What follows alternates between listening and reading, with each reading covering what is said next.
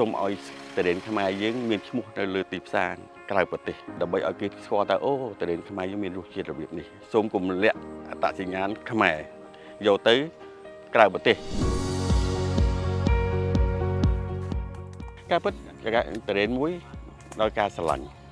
បាទការស្រឡាញ់ការយើងដាំដុះយើងអត់គិតពីពេលប្រមូលផលទេពួកយើងអត់ទាន់យើងស្រឡាញ់តរេនប៉ុន្តែយើងអត់ដឹងពីតរេនតើមានផលប្រយោជន៍យ៉ាងម៉េចទេការយើងដាំរបៀបយើងទៅដើរទេសចរក្រៅប្រទេសយើងឃើញគេដាំស្អាតទេយើងចិត្តដាំអញ្ចឹងយើងអត់ដឹងថាផលប្រយោជន៍វាមិនចំណូលវាមិនយើងអត់ទាន់ដឹងទេហើយនេះជាការស្រឡាញ់របស់យើងទេមួយឆ្នាំទៅមួយឆ្នាំធ្វើឲ្យយើងស្គាល់ពីអ្វីដែលយើងត្រូវធ្វើយ៉ាងម៉េច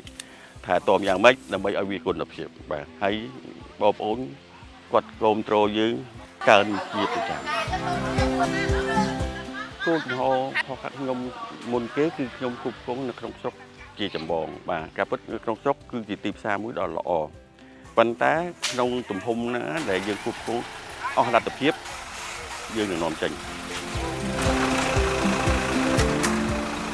គឺថាពិបាលគាត់អនុញ្ញាតឲ្យតរេនខ្មែរយើងនាំទៅក្រៅប្រទេសពីពិសេសគេគឺប្រទេសចិនហើយនឹងបន្តទៀតនៅប្រទេសដទៃទៀតអញ្ចឹងធ្វើឲ្យវិជាកសិករយើងខ្លះដូរដំណាំដីដែលអាចមានដាំតរេនបានគាត់បែរទៅដាំតរេនវិញបាទគាត់ឲ្យវាប្រើពេលវេលាយូរប៉ុន្តែឥឡូវវាកាន់តែជឿនលឿនពីមុនគិតតែអ្នកខ្លះដាំ5ឆ្នាំ6ឆ្នាំបានប្រមូលផលបច្ចេកទេសជឿនលឿនឥឡូវអាច4ឆ្នាំបានផលហើយតែតតែយើងថែទាំវាផែនការរបស់ខ្ញុំគឺគោលចំហរបស់ខ្ញុំផ្ទាល់គឺខ្ញុំធ្វើការនាំចេញបាទខ្ញុំកំពុងតាមសិក្សាមើលថានៅក្នុងប្រទេសយើងមានកន្លែងទៅវិចប់វាម៉េចស្តង់ដារវាម៉េចខ្ញុំនឹងធ្វើវាដើម្បីតម្រូវការនាំចេញឲ្យស្តង់ដារបាទព្រោះយើងការនាំចេញយើងដឹងហើយរូបភាពវាមិនដូចយើងលក់ក្នុងស្រុកទេយើងរកដៃគូមួយឲ្យច្បាស់លាស់ដើម្បីយើងនាំចេញផ្ទាល់ហើយយើងយកបរិញ្ញាឈ្មោះត្រេនបឹងកេតទៅដល់ទីផ្សារបាទយើងអត់អាចយកចេញទៅដោយមិនមានឈ្មោះយើងទេ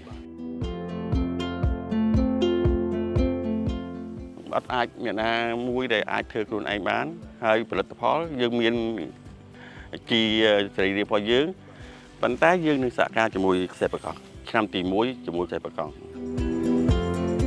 ការធ្វើតរេនពលឿនអីយើងទៅសិក្សាជាមួយខ្សែបកង់ហើយ